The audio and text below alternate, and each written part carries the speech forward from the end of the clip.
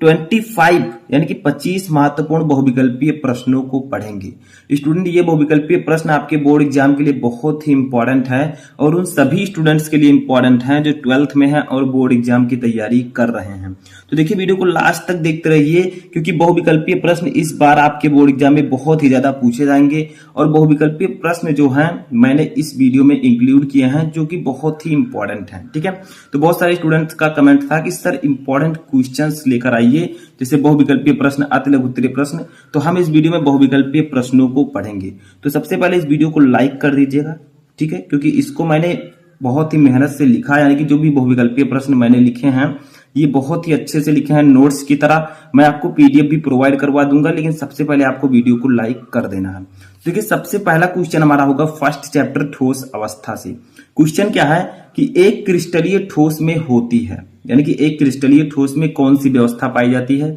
ए है दीर्घ परासी, बी है लघु परासी यानी कि दीर्घ परासकोटि और लघु परासकोटि, ठीक है, सी है अनिश्चित व्यवस्था, डी है इनमें से कोई नहीं।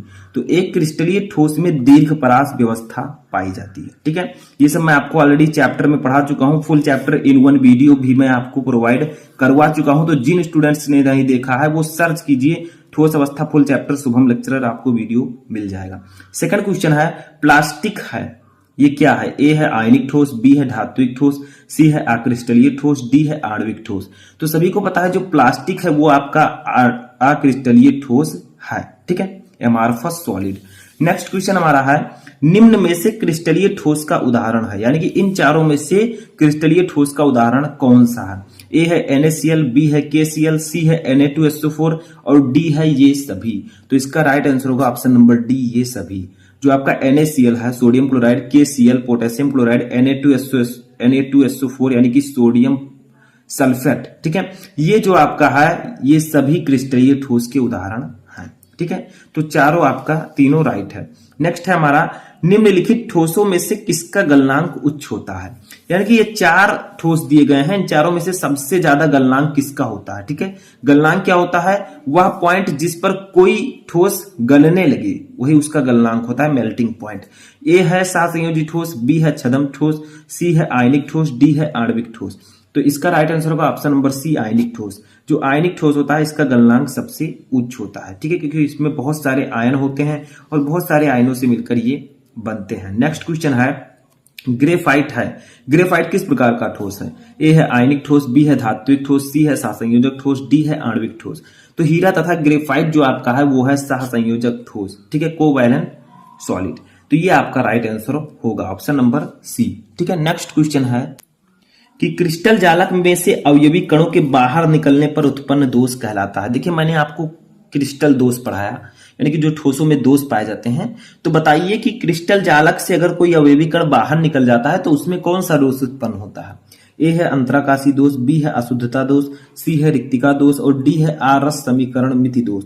तो इसका राइट आंसर होगा ऑप्शन नंबर सी, रिक्तिका दोष। ठीक है, रिक्तिका नाम से ही पता चल रहा है कि रिक्त स्थान यहां पर उत्पन्न हो गया है। ठीक है, तो जब कोई अवयवी कण क्रिस्टल जालक से बाहर निकल जाएगा तो वहां पर खाली स्थान बचेगा, रिक्त स्थान, तो वही रिक्तिका दोष उत्पन्न हो जाएगा। नेक्स्ट क्वेश्चन है निम्नलिखित में से किसमें शॉर्टकी दोष पाया जाता है। इन चारों में से कौन सा कंपाउंड है जिसमें शॉर्टकी डिफेक्ट पाया जाता है। ठीक है, शॉर्टकी दोष क्या होता है मैं आपको ऑलरेडी बता चुका हूं। ए है CHCl में, बी है ZNS में, सी है A व B दोनों में और डी है इनमें से कोई नहीं, यानी कि ए है सीजियम क्लोराइड, बी है जिंक सल्फाइड। तो इसका राइट आंसर होगा ऑप्शन नंबर ए।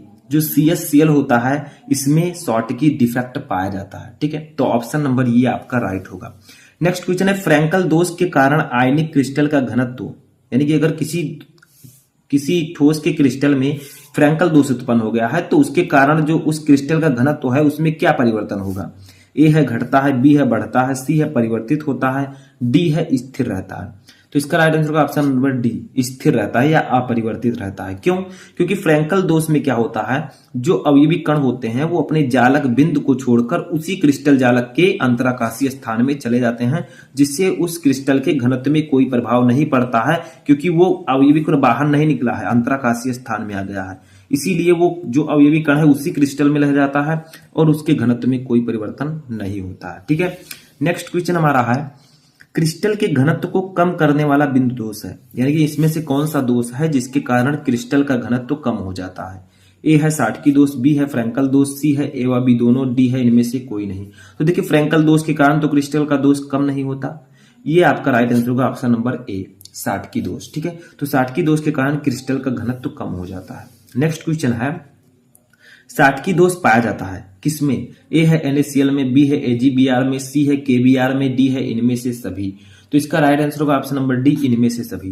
देखिए NaCl जो है इसमें भी 60 की दोष पाया जाता है, AgBr में भी पाया जाता है, KBr में भी पाया जाता है।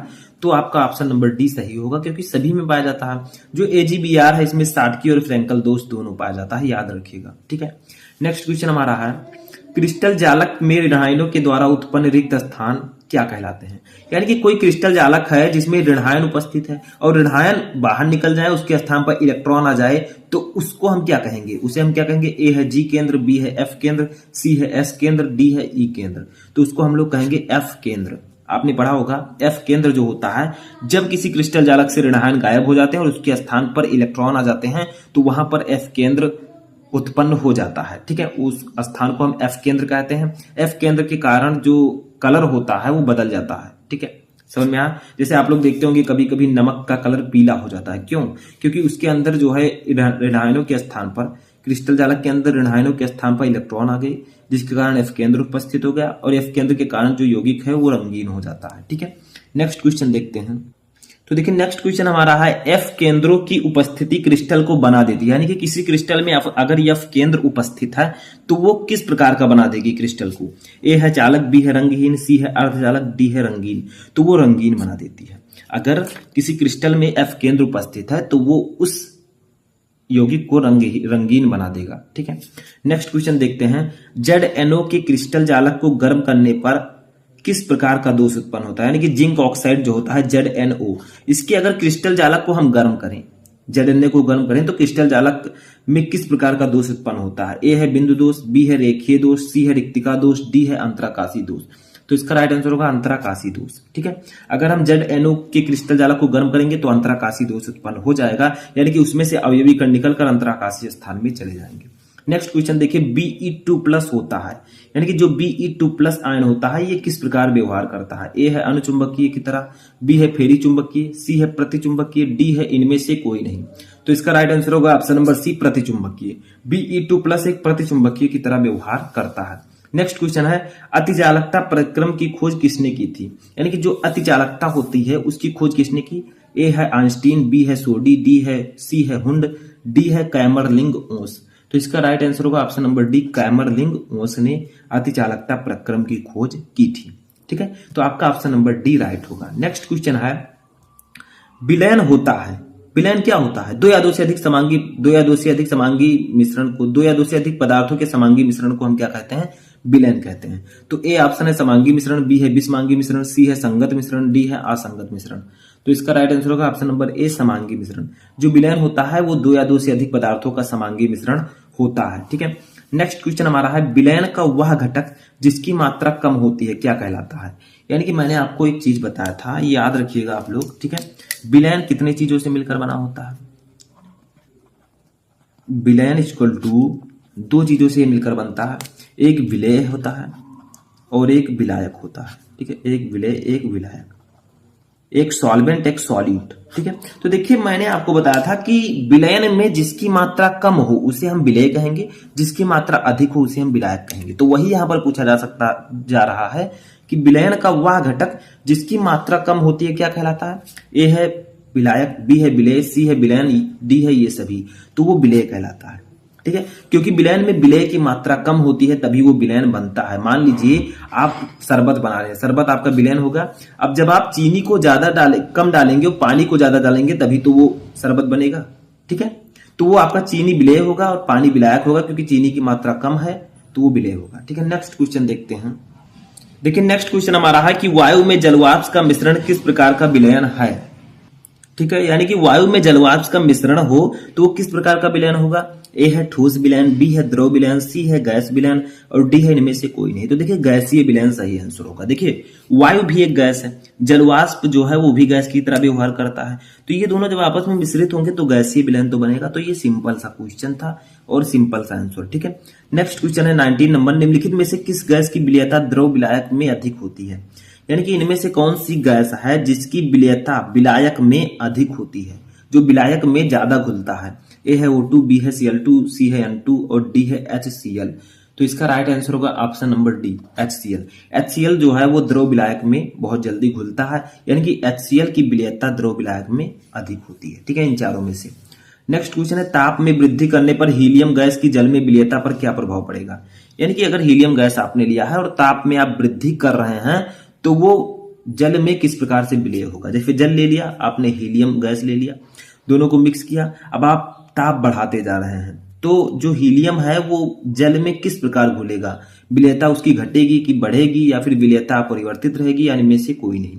इसका राइट आंसर होगा विलेयता बढ़ेगी।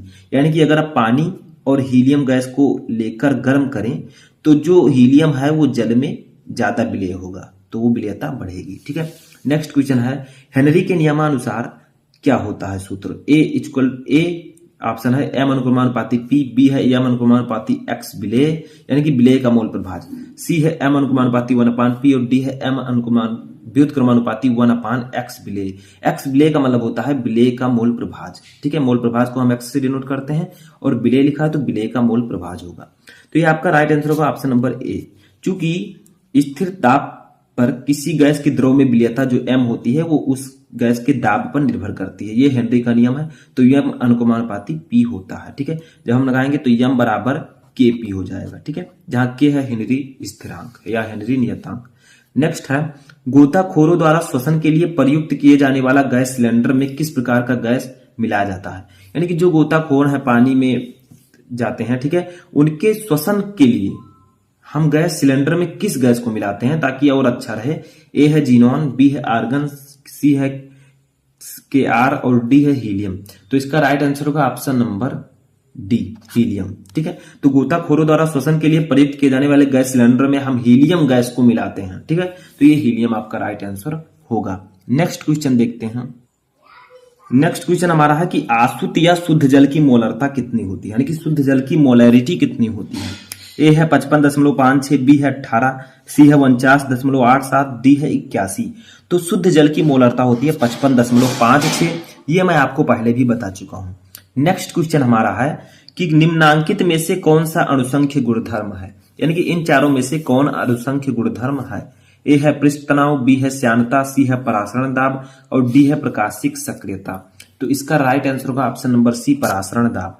जो परासरण दाब है ऑस्मोटिक प्रेशर, वो एक अणुसंख्य गुणधर्म है। ठीक है, नेक्स्ट क्वेश्चन हमारा है लास्ट क्वेश्चन कि जल का मोलल उन्नयन स्थिरांक होता है, कितना होता है।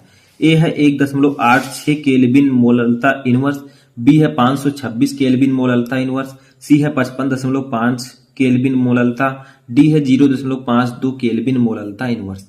तो इसका राइट आंसर होगा 0.52 केल्विन मोललता इनवर्स। यानी कि जो जल का मोलल उन्नयन स्थिरांक होता है वो होता है 0.52 केल्विन मोललता इनवर्स। तो यहां पर मैंने आपको 25 मोस्ट इंपोर्टेंट बहुविकल्पीय प्रश्नों को बताया। क्वेश्चन है, प्लास्टिक किस प्रकार का ठोस है। बताइए, जो प्लास्टिक होती है हम अपने लाइफ में यूज करते हैं डेली लाइफ में, वो किस प्रकार का ठोस है। ठीक है, सॉलिड, ये फर्स्ट चैप्टर है ठोस अवस्था का क्वेश्चन। ठीक है, तो जो आपका प्लास्टिक है ये एक आक्रिस्टलीय ठोस है। ठीक है, तो ऐसे ऐसे क्वेश्चन ज्यादातर इसमें मैंने लिए हैं। ठीक है, जो आप लोगों को जानना बहुत ही जरूरी हो सकता है। बहुत सारे स्टूडेंट आप में से ये सब क्वेश्चन जानते हो, लेकिन अभी तो इजी मैं बता रहा हूं। धीरे धीरे जो क्वेश्चंस मैं बताऊंगा वो थोड़ा हार्ड लेवल के होंगे। सेकंड देखिए, सेकंड हमारा है ग्रेफाइट कौन सा ठोस है, यानी कि ग्रेफाइट जो है ये किस प्रकार का ठोस है। तो ये भी मैं आपको बता चुका हूं ऑलरेडी, ये किस प्रकार का ठोस है। ये एक सहसंयोजक ठोस है।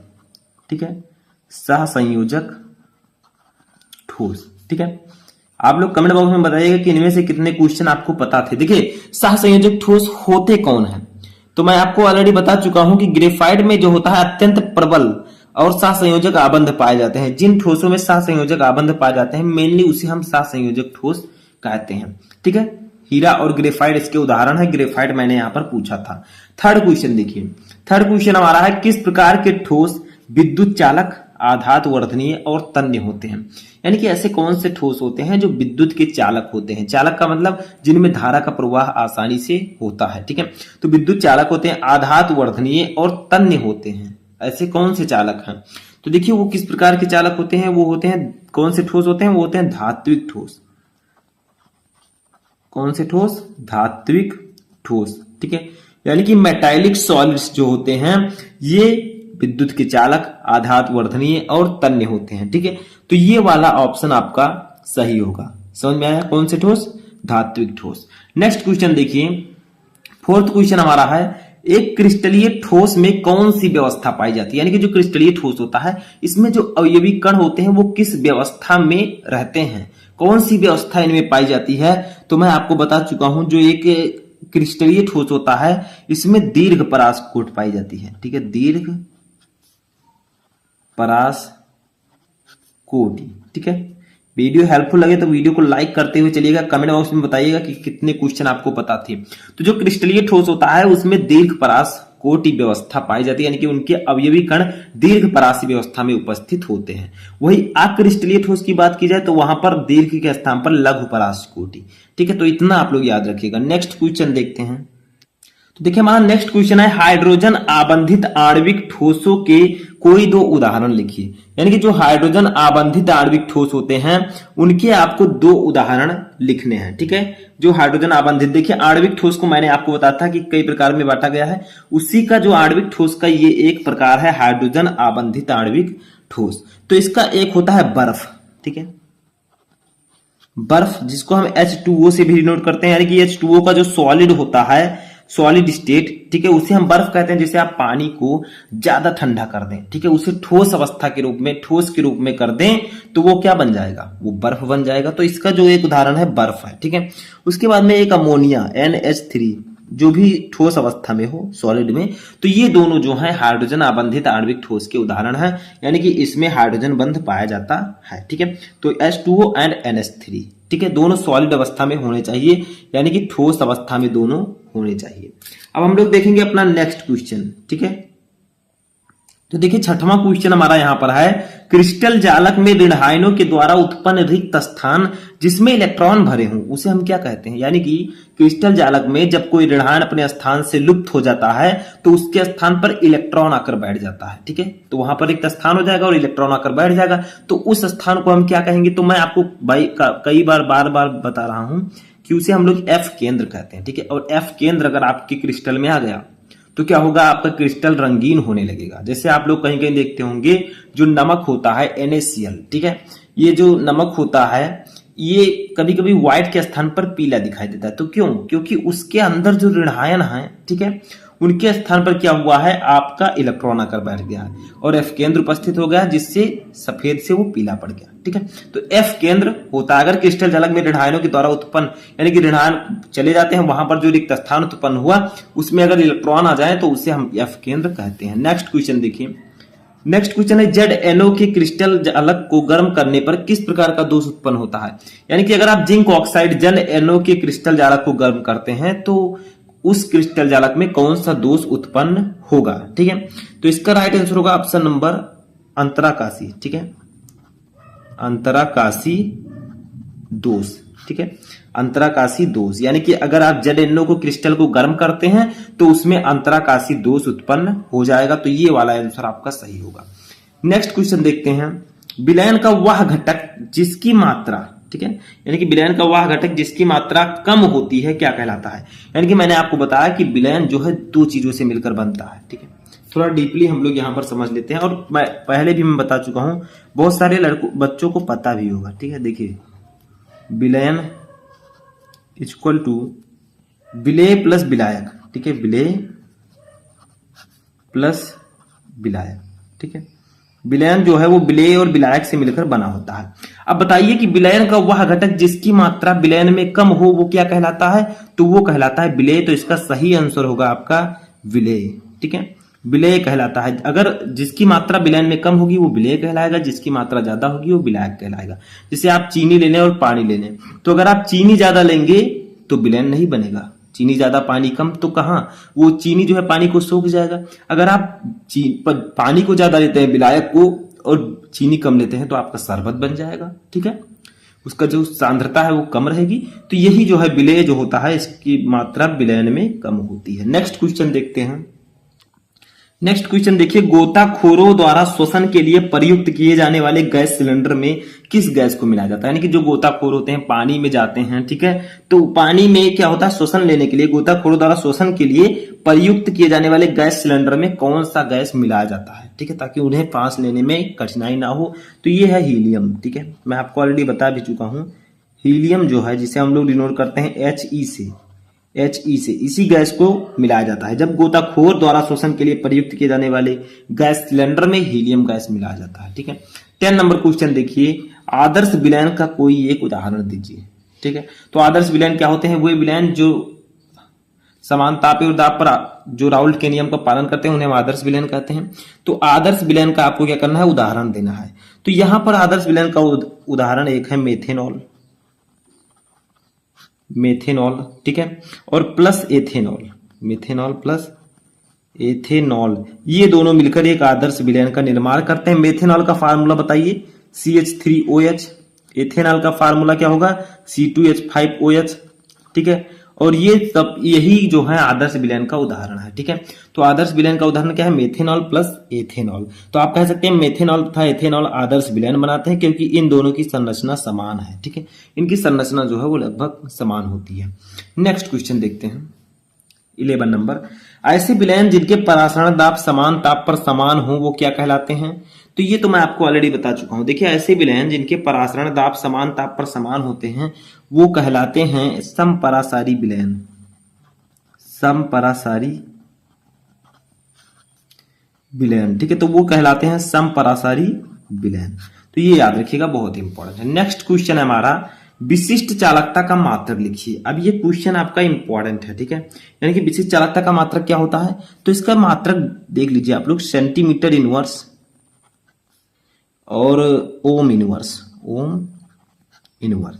इसको हम लोग विशिष्ट चालकता को डिनोट किससे करते हैं? तो केमिस्ट्री में आपको कप्पा, इसे हम लोग कहते हैं कप्पा। थोड़ा अच्छे से नहीं बना है लेकिन आप लोग समझिए के आकार का होता है कप्पा। इस विशिष्ट चालकता को हम कप्पा से डिनोट करते हैं। कप्पा का जो मात्रक होता है वो सेंटीमीटर इनवर्स ओम इनवर्स होता है। ठीक है, समझ में आया?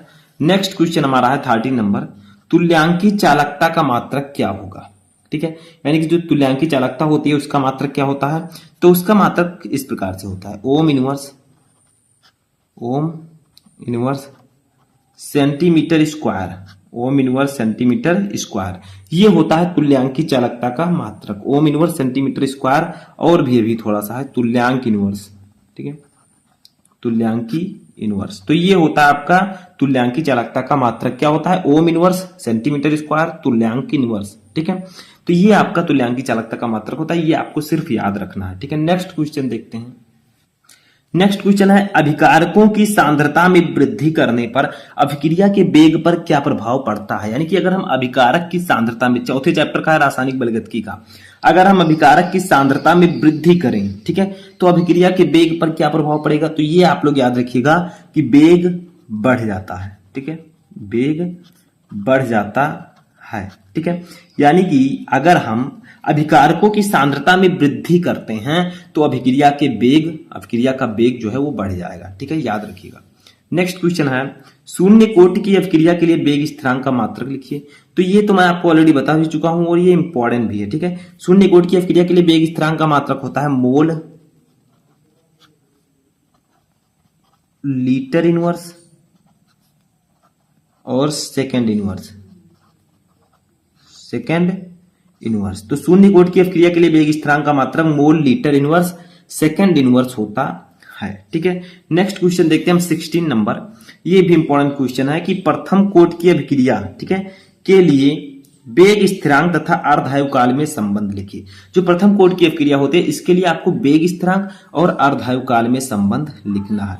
तो इसका संबंध होगा के इक्वल टू के, हम वेग स्थिरांक को के से डिनोट करते हैं, के इक्वल टू होगा 0.693, ठीक है, अपान टी हाफ, और यही होता है प्रथम कोटि की अभिक्रिया के लिए वेग स्थिरांक तथा अर्धायु काल में संबंध, जहां के है वेग स्थिरांक, टी हाफ है अर्धायु काल, टी हाफ इसे बोलते हैं, ये है आपका अर्धायु काल। समझ में आया? अब नेक्स्ट और लास्ट क्वेश्चन देखते हैं। तो देखिए नेक्स्ट क्वेश्चन हमारा क्या है कि एक अभिक्रिया का वेग के अब ए आपका है, ए क्या है, ये अभिकारक है, ए और बी अभिकारक है, और के हम लिखते हैं आगे, ठीक है, बेग के लिए। तो के ए के पावर 1/2, बी के पावर 3/2 है। इस अभिक्रिया की कोटि ज्ञात कीजिए, ठीक है। तो हमें दिया गया है अभिक्रिया का बेग, तो हम लिखेंगे डायरेक्टली अभिक्रिया का बेग, ठीक है।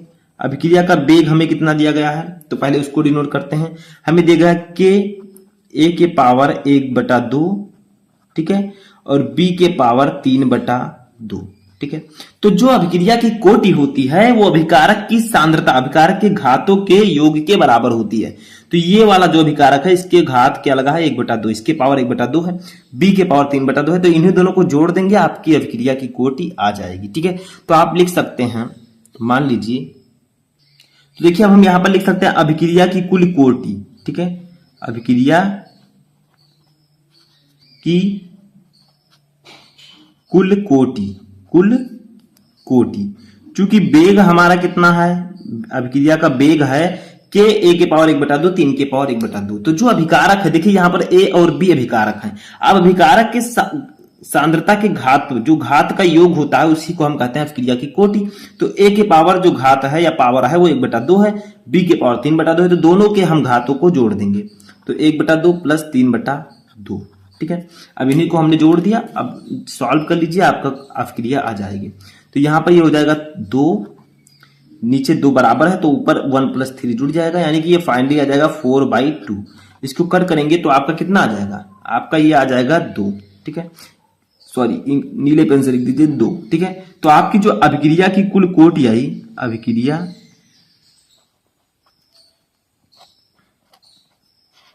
की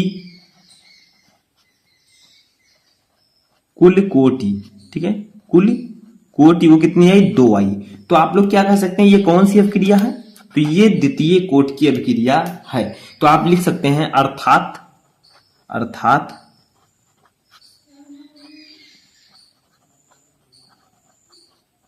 अभिक्रिया